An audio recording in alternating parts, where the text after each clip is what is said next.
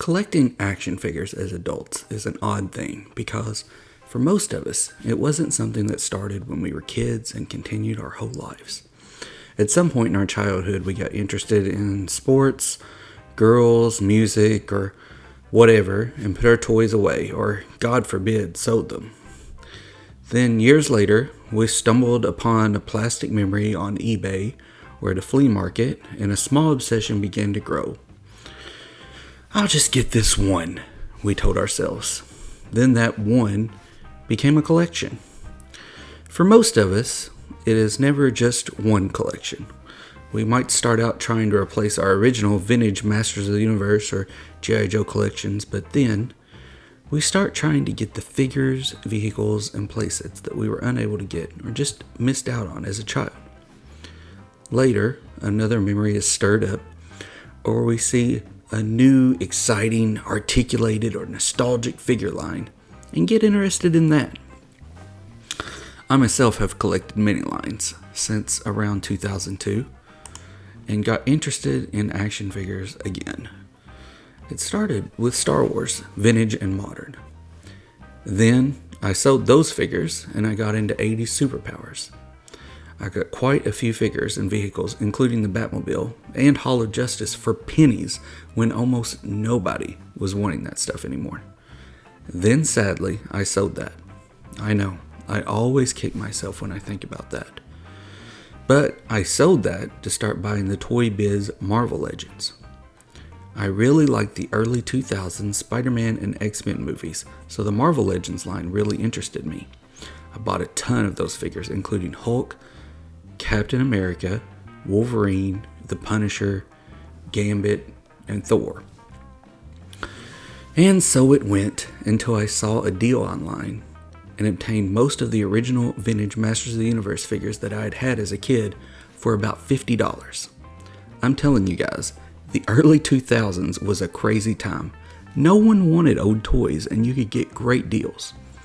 After I bought those, I kind of thought that's where it would end. Until I saw a single page ad in a magazine for Masters of the Universe Classics in 2008. This was a line that was clearly aimed at the adult collector market, and the sculpt's articulation, paint applications, and nostalgia grabbed a hold of me. Now, I was all in on this line in the beginning, but not being a wealthy man and being low on space, it soon became apparent this line was going to go a little farther than just a few key figures, and I would never be able to purchase or house them all. This is the first time I can remember thinking, what is my stopping point? At what point can or will I be happy with my collection and consider it complete? I knew I wanted a Castle Grayskull, no doubt. I pre-ordered that first week. As for the figures, I had most of the figures from the first 2 years of the line, and any others who looked cool to me or tugged on my nostalgia. What I eventually decided was who was in Wave 1 and 2 of the vintage line. If I have the classics versions of those, Battle Cat and the Castle, then everyone else is a bonus. And those figures were as follows: Beastman, Merman, He-Man, Skeletor, Man-at-Arms, Tila, Stratos, Zodak, Evil Lyn, Faker, Manny Faces, Brandman, Trapjaw, and Triclops. I still wish I was able to get all of the Horde and the Battle Ram, and of course wish I had room to dedicate to Snake Mountain, but my collecting wishes is not what this video is about. It's about knowing when to stop. For me, because I decided on a stopping point, my Masters of the Universe Classics collection is complete. I may add to my Classics collection from time to time, but it is not a quest, nor does my collection of Motu Classics feel empty in any way to me. A few years later, I got into Star Wars The Black Series. What a rabbit hole that is. And I truly feel for any of you all that are deep into this line. Star Wars is so rich and full of characters, vehicles, and worlds, and continues to move forward. For those reasons, it is a collection that I soon realized I can never complete. Never completing a collection to me means that it might as well be another utility bill that I dread getting in the mail, and I don't want that. I know, I'm crazy. But back to the space issue. I already had all of these Motu figures. I couldn't have 11 movies plus live action and animated TV shows worth of Black Series figures. So I had to focus. The Empire Strikes Back. I'll just get those figures. And for the most part I have, along with a few others sprinkled in, I have found in clearance here and there. Most recently, I have faced a new dilemma.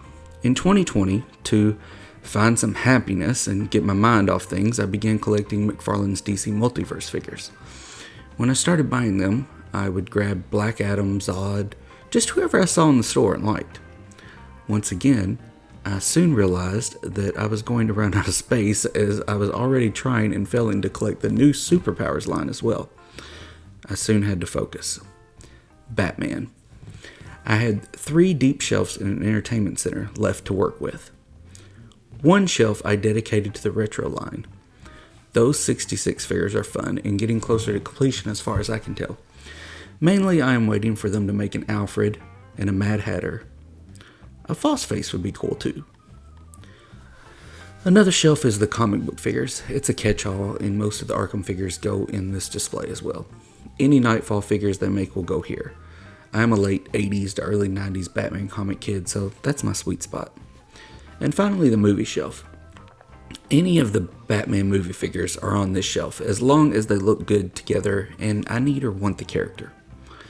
Would it be nice to have every DC Multiverse figure? Of course, but setting rules like this helps my living space, my wallet, and helps me by allowing me to focus on completing collections instead of endlessly collecting lines forever the way I'm certain the toy companies would prefer. So, thanks for watching, and if you have some ideas on ways you complete your collections, please share them in the comments.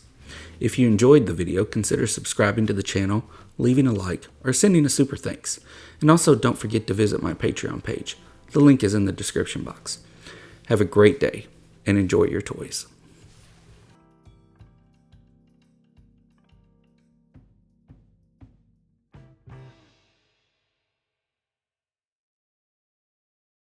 Batman's battle against crime never ends. Mr. Freeze has put Gotham City on ice. The dynamic duo race to Freeze's secret lair. Robin activates the flame jet exhaust to thaw out the lair and destroy the Freeze machine. Batgirl surprises Mr. Freeze on the Bat Cycle. Gotham is safe for now. Figures and vehicles sold separately.